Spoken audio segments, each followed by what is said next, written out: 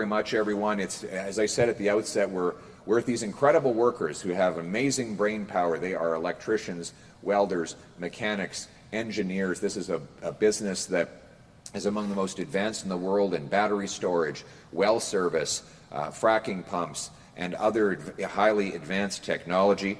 And I want to recognize the incredible team we have of MPs: Pat Kelly, Greg McLean, Dalwinder Gill, Amanpreet Gill, John Barlow, David McKenzie, David Bexty, and the great Stephanie Kuzi. I think Stephanie's the MP for this area. Are you not? This is not who? This is, oh, this is Jazz. Jazz isn't here, but so you're going to have to step in for him. Then you will do that. But an incredible team of great Conservative MPs who are fighting for this country here in Calgary and across the land. And the reason we are here is to announce the Canadian Sovereignty Act and to make a call to action. A Conservative government would have acted more quickly to protect the sovereignty of our country. Under the Liberal government, that sovereignty has been eroded by policies that block our development, tax our people, and make us uncompetitive. The Canadian Sovereignty Act would move us in the opposite direction. It seeks to legalize economic development, reward those who build, protect Canadian innovation, and get shovels in the ground on major nation-building projects between now and March the 14th, the one-year anniversary of Mark Carney taking office. The problem, of course, is that Donald Trump has imposed unjustified and unjustifiable tariffs on our economy and our people. Now, Mark Carney promised that he would handle Donald Trump. That's a quote. He said that he would negotiate a win with Donald Trump. He said that the deal would be done by July the 21st, and then he said it would be done by August the 1st. Those promises were not kept. The tariffs have actually doubled since Mark Carney became Prime Minister, promising that he would get results. The promises have not been kept, and meanwhile Canada's economy gets weaker. The deficit is now bigger under Carney than it was under Trudeau. Inflation is rising, home building is falling. Tens of billions of dollars of net investment have left Canada since he took office. Not a single major pipeline or natural gas facility, a new one, has been identified for approval by the Carney government, and we're going in the exact wrong direction. In fact, there are 9 major energy projects right now mining projects that are waiting for federal approval, many of them backed by Indigenous people. It now takes 18 years to get a mine approved in Canada. The Liberal government has killed $670 billion of resource projects. 16 major projects are dead. Their emissions cap is going to kill, according to the parliamentary budget officer, 54,000 jobs. That will vaporize $20.5 billion of GDP, and these are all self-imposed, self-inflicted attacks by the Liberal government on our economy.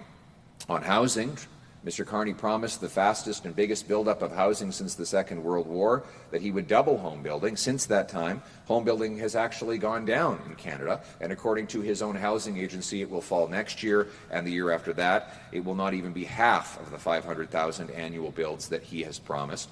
So far, he's still trying to set up a new bureaucracy with an awkwardly named Build Canada Homes, because he hasn't even set up the office.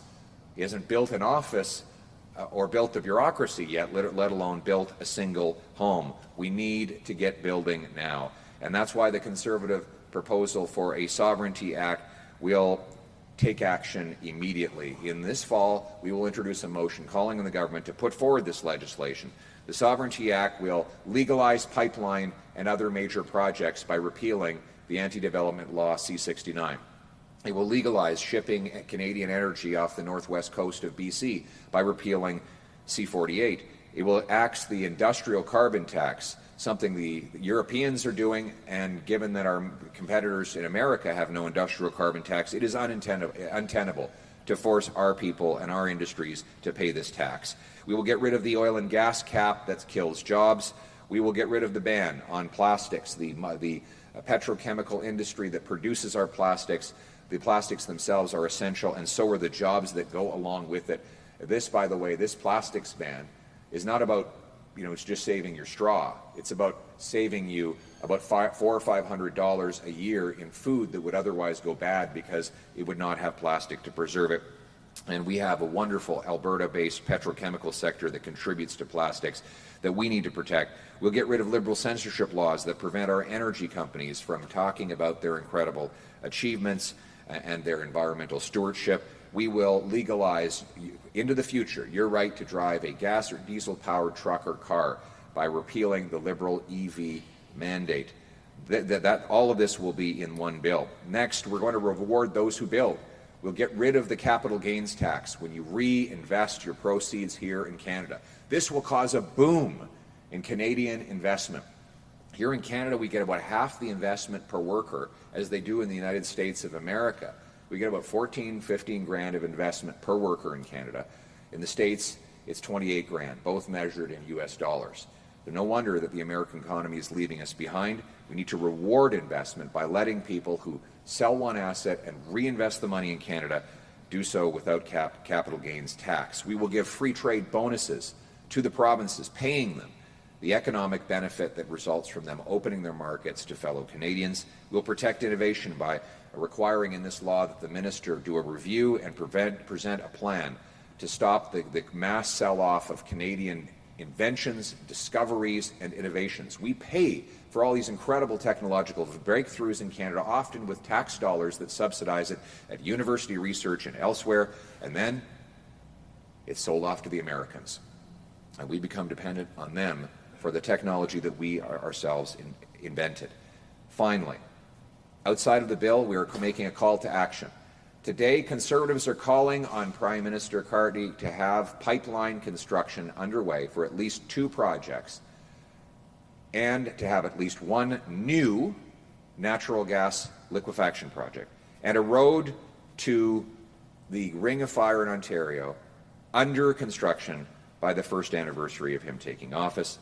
The Prime Minister can and must do this, and he can do it by consulting First Nations as required under Section 35 of the Constitution. Now, you might say this is too ambitious. How could you possibly get a pipeline under construction in mere months? Well, he's been in office already since last March, and he said, and I quote, we need to think big and act bigger. We need to do things previously thought impossible at speeds we haven't seen in generations. I couldn't agree more.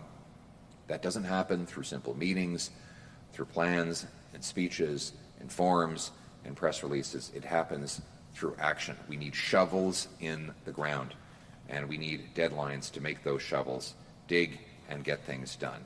This is a test of leadership. Now is a time for action. We're calling on the Prime Minister to live up to his words and the very boastful promises that he made during the election. We do this because we want to put our country first. We want Canada to be truly economically self-sufficient and sovereign, and we want this to be once again a country where hard work earns a powerful paycheck that gives people a great life and an affordable home on a safe street. That was the Canadian promise that the country made me when I was growing up here in Calgary, Alberta, about 10 or 15 minutes from where we are right now. And I want that promise for every single Canadian. That is our purpose. This is our plan. Let's get it done. Thank you very much. Thank you.